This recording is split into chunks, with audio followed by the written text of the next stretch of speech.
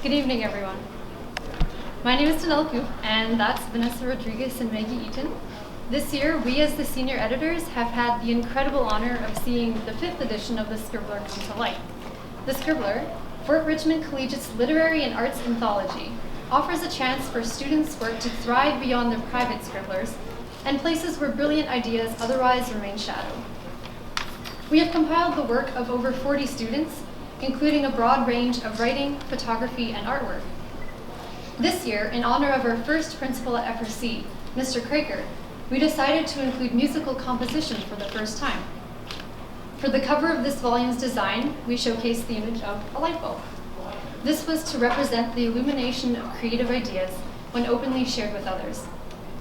Today, we will be offered a glimpse of that creativity as some of our contributors share their personal inspiration and offer a behind-the-scenes perspective of their creative process.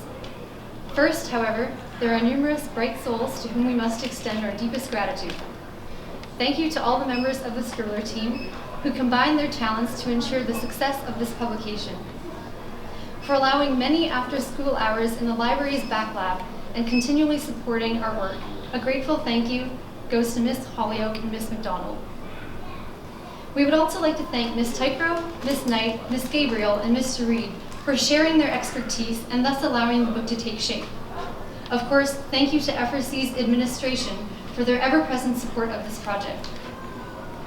As well, we wish to acknowledge Friesens for their aid in the publication process and McNally Robinson Booksellers for the Scribbler's official launch this year. For many months of her guidance and stream of cookies, special appreciation must go to Miss Resnick.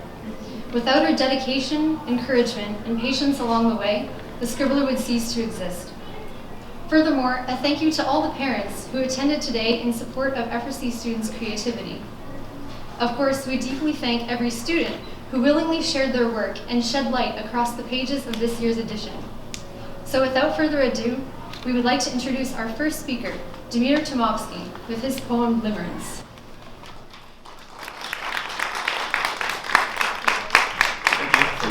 And thank you all for being here tonight. So allow me to set the scene for you all. It was mid-September and everybody had gotten back from summer break. Now, some people bring back souvenirs from places that they traveled to over the holidays, but at FRC, people have brought back the common cold, and the entire school had become sick. So as I laid on my bed at home, sick and feeling useless, and being unaware of anything except for what was going on in my sinuses, I thought to myself, being sick is a lot like developing a crush. It's the only thing you can think about, you can't sleep at night, and if it's bad enough, it makes you want to throw up. So I wrote Limerence, limerence being the technical term for developing a crush, in an attempt to write a love poem in the least romantic sense. I'd now like to read my poem for you. For months at a time I'm plagued with disease that burrows through my heart and brain, yet not once do I cough, ache, or sneeze. Not a bone is broken, not a ligament sprained. I can't think of food, my appetite is lost. And every time I see a mirror, my entire face drops. I can't talk to anyone, I'm anxious and upset. All my symptoms I try to hide, all words must be unsaid. I toss and turn, I can't sleep at night, there's nothing I can do. It's an illness impossible to fight that sticks like a tattoo. You ask impatiently, how do I avoid this bug? Well, it can be beaten without a single drug. There are 2 remedies for this flu if you can't handle the pain, but only one can lead to a healthy life. Only one can a healthy life maintain. The first is to extract yourself from all that is outside. The second is to embrace how you feel and never to subside. Though in the beginning it gives me sorrow, in the end it will bring me life. It will be worth every teardrop and every bit of melancholy strife. Thank you.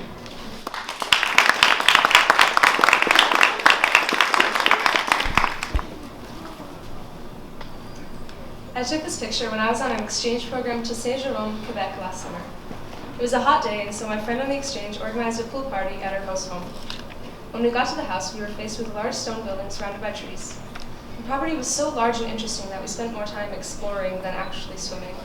It was so expansive, and it was filled with eerie little things that made us feel like exploring it at night would have been out of the question. For example, we found a small, headless ceramic statue with chipped paint and faded colors standing alone in the middle of the stream. And there was also a child's playhouse with broken windows that seemed to absorb the light out of its surrounding area.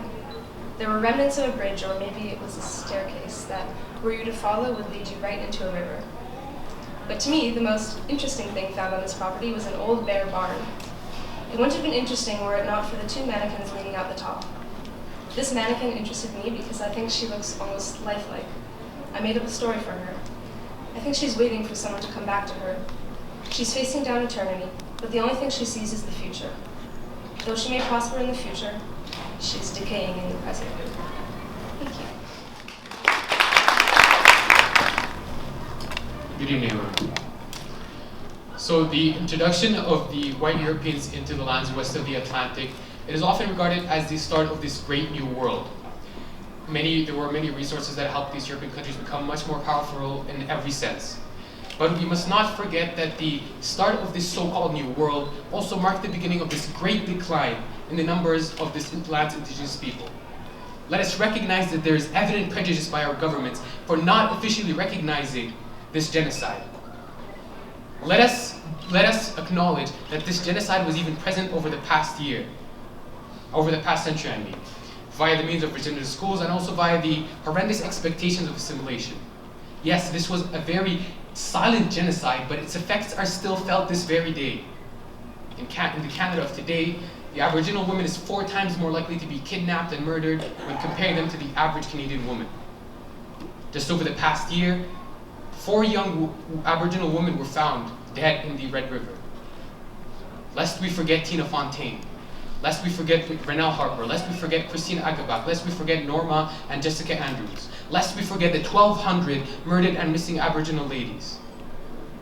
So the poem I submitted to the Scribbler this year tells a tale of the final moments of this very controversial murder. A young, beautiful Aboriginal woman was walking down the streets when she was kidnapped by 4 white Caucasian men. She was beaten up, and then she was killed.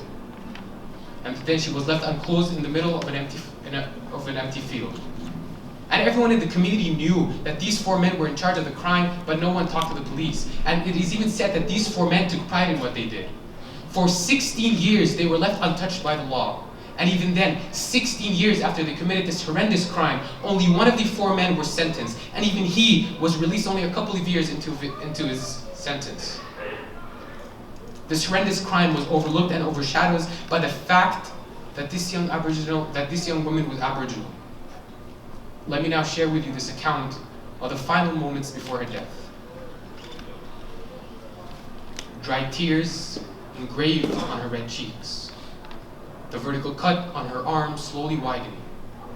Her broken bones coming into visibility as blood pours out of her blue skin like a fountain of death. She tries to speak, her shivering lips confined by the strong grips of her hand. She tries to look, the darkness of the shadows above her breaks the moonlight. She tries to hear, her ears are busy following the sound of her soul slowly being forced out of her small body. Another dagger hits the heart. The final pumps of hope are stolen. And so, like the shattering of a glass window, she falls down, but does not stop when she touches the ground. She keeps falling, and falling, and falling. Blurry eyes, clear lies, and just like that, Helen, Betty, Osborne dies. Thank you.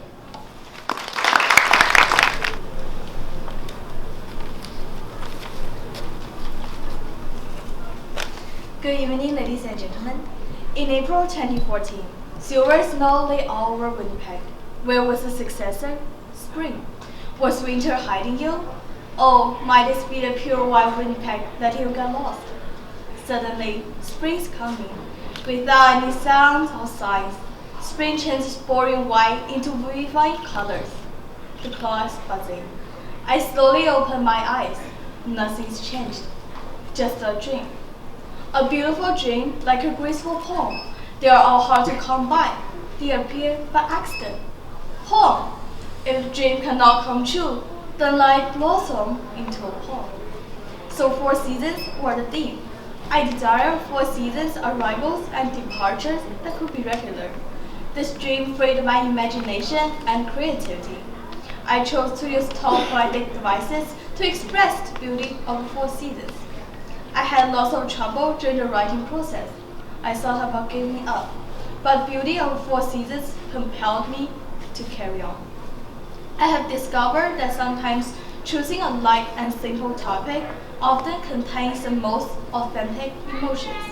Now I'd like to read my poem to you. Song of the Seasons. The warm spring is a magical young lady. When I wake up and open my eyes, green grass growing, everything flourishing. Nipping winds and heartless ice, all dies. Look, the four seasons create this changeful world. The hot summer is an impish boy. The whole world fills with red.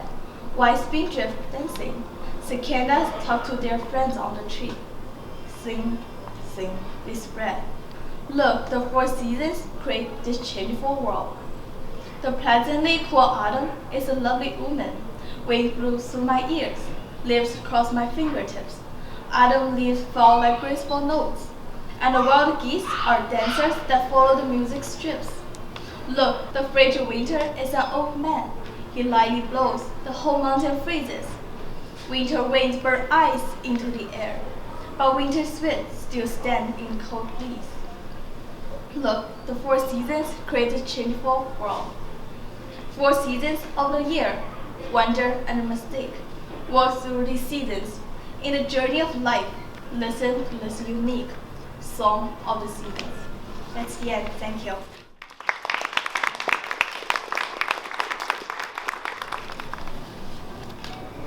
The physical heart keeps us alive. Ironically, however, the non-physical heart often has the opposite effect. From it, we experience the pangs of heartache and heart sickness. Instead of writing another poem about heartache, however, I continue to describe the physical impact our heartbeat has on us. That, in some sense, it beats us. In order to develop this idea further, I wrote my poem in 2 stanzas, representing the 2-part love dub of a heartbeat. I also attempted to capture the tone of a broken heartbeat by writing short, choppy lines. In the 2nd stanza, I repeatedly began sentences with the letter B. This was to make the heartbeat seem faster and less controlled near the poem's end. While our heart indeed sustains us and has the power to keep us alive, it also has the metaphorical ability to beat us and remain a source of pain and longing. I would like to read my poem for you. A heap of mangled emotions, set on fire on the battlegrounds in a labyrinth of lies. Consumed with temperatures I cannot measure as saliva gathers, sticky, and palms become slick with agony, like the fear dripping poison into veins from a heart not mine. Ribs constrict it, corner it, conceal it, because heartbeats bruise their masters, and butterflies evolve into bats only to hang off stomach walls. Claws dinging into a body not mine, heaving violently for air that does not know me. Thank you.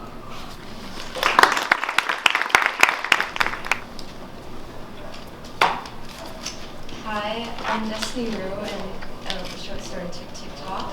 The story is basically about a young girl who's trapped with a bunch of other girls in an old basement during World War III. It's set in a futuristic world where the issue of gender equality rights has risen out of control and both genders have turned against each other, thus creating World War III. The girls are all hostages that are slowly being killed off one by one, and as this is happening, the unnamed main character keeps hearing a ticking in her mind, like a clock. It grows more and more frequent as the time goes on, and then slowly it begins to drive her insane. This had originally just been an assignment that I was given for my creative writing class, and I had no idea about what I wanted to write at first. So I spent a really long time trying to figure out what I wanted to do.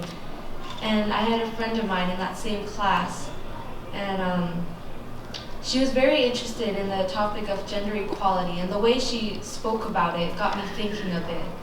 And she spoke quite a bit about the topic. So I also always found the idea of what a futuristic world might be like to be quite interesting. And things like corrupt governments and dystopian worlds, even post-apocalypse stories are interesting to me. So I ended up writing this story, and yeah, so I'll just read a bit of it. Tick, tick, tick. She could hear it. Every agonizingly slow breath wasted away in the damp, musky void was nothing but a brutal reminder that they were nothing. They were nameless, broken bodies huddled close together, but cut off and separated from the world and each other. They were together, but they were alone, each one locked in their own dimension-driven world, as if the real one wasn't bad enough, as if the real one didn't exist just to carve them out into hollow shells of what they used to be. What did they used to be? Was it the long hair or the weaker bodies that defined them? Was this what having rights led to, or was it the fact that they just wanted more? The questions rushing through all their minds remained silent but felt heavy, being kept away like them in the dampness of the old basement. Nobody could tell what day it was anymore, and nobody cared, because outside was the same. Outside was the definition of emptiness, where nightmares were the things of reality. There was no line between love and hate. They were all the same, weren't they? Weren't they equal? That's what they asked themselves from time to time, but considering this equality was like comparing a butterfly to a half-torn moth with wings that seemed to have been eaten away. Nothing was the same anymore. Tick, tick, tick. Like most photographs, this has a backstory. It all started last summer when Pig was hit with a large storm. For 3 days, all you could see and hear were the gray skies and the pounding of rain. I was shut in my house, blissfully unaware of the destruction going around outside. Finally, when the storm had passed, I went outside to check on our garden, and all I could see was the destruction that the storm left in its wake. But there, in the corner of my garden, I saw this flower. Small, insignificant, but still beautiful. This small plant that the storm just forgot about still remained there, beautiful as ever, still standing tall. It got me to think that when life throws struggles our way, people fall, people die, people don't survive. But the smallest things can always breathe new life. Thank you. Today, ladies and gentlemen, I have a treat for you. I have created a piano piece. This piece is supposed to depict a couple of adventurers going through hardship on their journey to find hidden treasures around the world. But when I lost all inspiration to even continue working on this piece, I decided to make it about my struggles on composing the piece itself, hence why it's called Struggles. After I was done arranging this, I wanted it to gain another meaning other than frustration. Its new meaning is no matter what obstacle life throws at you, there's always something good waiting for you. For me, it was relief. That good thing that was waiting isn't coming for you with the flick of a switch, but sometimes you have to let something bad happen first. This will make you work harder for it and you strive for it. To create the dark atmosphere of struggling, I used minor chords to symbolize that, especially harmonic minor chords, which made it all the more ominous. I have a small grasp to what those terms mean, as I am not a musical person. A friend of mine who takes piano lessons told me about it. Now I will show you a clip of it.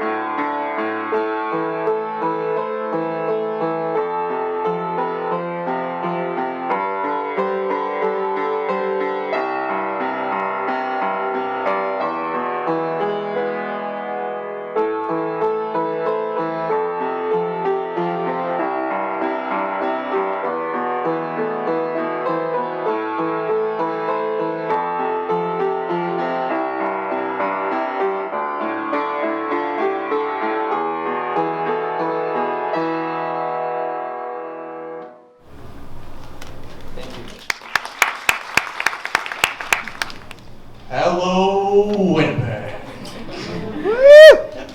I've always wanted to do that. Okay, I never thought I would put a positive spin on poverty, but I did, and I'm proud of it. In a nutshell, Shampoo Stealing Spree is about a delightful hobo who raids motel bathrooms for cheap toiletries. Now, you're probably wondering, huh? But I have a valid reason for this. I wrote this for a poetry contest online, and it prompted me to write about a bottle of shampoo. So normally I write about grim tales and I write about, I don't know, usually death. But then I thought about shampoo and I was like, what's terrible at shampoo?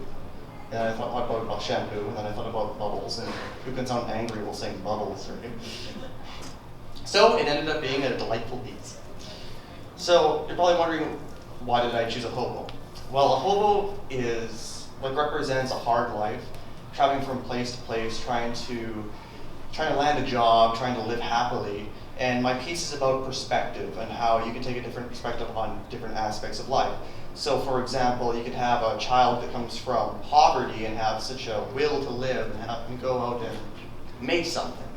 But vice versa, you could have somebody who is really wealthy and be really pessimistic and hate their life, their job, whatever. And thus, my conclusion is happiness is a choice, no matter what you flip it or whatever. And secondly, I chose a hobo because people don't really appreciate the little pleasures anymore. So like walking outside your door and taking the first breath of fresh air, or when you go to outside and there's just a gentle breeze, just brisking off your skin, just rubbing it, caressing it. And people today have replaced those sensations with electronics, like iPhones, iPads, iPods, and of course the I don't care anymore. And lastly, I personally take pleasures in stocking up on hotel goods. So, like taking like those little bottles of shampoo, taking like a toothbrush or a packet of coffee, whatever it may be. I keep those things because when I look back on them, it has sentimental value. So when I go to, say, Toronto, for example, then I'll always remember when I went and visited Niagara Falls and all the beauty around it every time I walk into my bedroom. So I reminisce about it. So, without ado, I'm going to read my poem. I chase the thrill, traveling place to place, all in goodwill, looking for space. The best things in life are always free. A plastic butter knife, a cup of tea. No matter where I am, even if I'm blue, I might have to scram, but at least I have shampoo. Thank you. Corey? Bubbles. I tried sounding. So this is my piece, Monsters, as you can see. It's 4 mannequins. The main one is the nature one. So I'll start off with my inspiration. This started off as a school project, and I started off with Barbie dolls. I thought, okay, I can do this. I could cover them in plasticine and create the image I'm thinking of, which is this, as you can see. But my art teacher comes to me and says, well, why don't you make it lifelike? And I'm like, how would you do that? What could you possibly use to make it lifelike? So we started thinking of ideas and we could use a tape cast, which is when you wrap tape around your body and you cut it and then you retape it and it keeps the shape of your body. And I'm like, and eventually I come across this thing called plaster tape.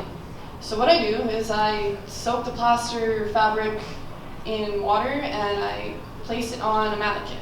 And parts of this are actually parts that I use, like my arm and my neck and stuff like that, to create mannequins. So when I was trying to think of how to explain where this came from, because honestly I wasn't thinking about it. This image came to me and the thoughts were in my head, but I couldn't put it on paper to explain why I chose this piece. Why is it mannequins? Why are they pointing? Why is this body language like this? Well, that's the thing. Everyone interprets it as slightly different, and that's okay. I really encourage it. If you think it's something completely different than what I tell you in a couple minutes, then that's okay. Seriously, come to me, tell me what you think. I really enjoy that. That's why I have art, is to see what people think of it. It's not always about what I think, right? So in grade 10, I was in the wilderness, and we were sitting around a campfire, and I can't remember what they asked me, but I said, you know what, in high school, or in your job, or whatever, in your daily life, you wear a mask. No one really sees who you are. And in wilderness, I felt like we took off that mask, and we showed our true selves. In this, I'm not sure if you can see, but each of them have zippers, and this girl is unzipped. So that's expressing that she's showing herself. And you can see the body language saying, oh, look at her, you know, like, they're not really sure what to think. Maybe they're making fun of her, maybe they're just curious, whatever. So this is about inner beauty also. And I thought she's showing herself and she's showing her inner beauty. And I tried to capture that by using nature, because I think when I think of beauty, I think of nature, because no matter where you go, there's still nature, and when I look at it, it's just astonishing every time. You go to Jasper, you go to Toronto, especially in the countryside, nature. It never gets old. It's so beautiful. So I guess I took all those little pieces, put it together, and this is what I came up with, and I'm very satisfied with it. It was a lot of work. It really was. It took almost an entire semester. About 4 months in, I put my blood, sweat, and tears in it. I was this close to giving up. All my teachers were saying, okay, come on, when are you going to finish this project already? But I'm so glad I finished it. I'm very proud of this. And I'm sure everyone who submitted their work feels the same way, because artwork, music, poems, whatever it is, it's not easy. It really isn't, because you put yourself into it, right? So, I'd also like to say that I'm glad that we have this book available, because it allows everyone to express different parts of themselves, lighthearted, a little heavier. It's really nice. Sometimes you relate to it. Sometimes it's like reading a journal that you forgot about under your bed, and it rekindles that memory you have, you know, from your past. So I really encourage you guys to buy this book, not because my artwork's in it, but because because it really it has a lot of things to offer for you guys. I'd like to end on that note. Thank you.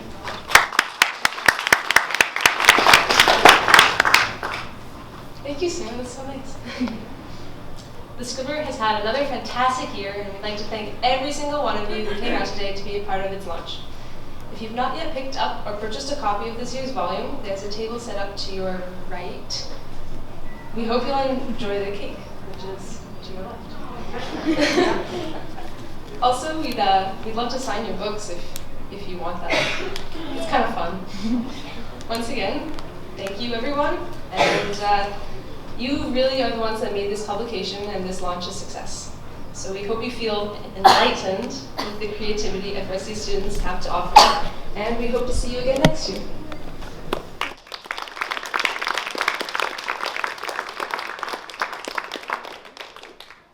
Well, thank you everybody for coming. That was really great.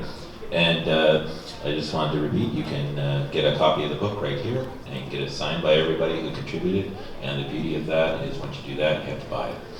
So then you can take it to the cash desk and you'll have a memento that's even better than hotel soap.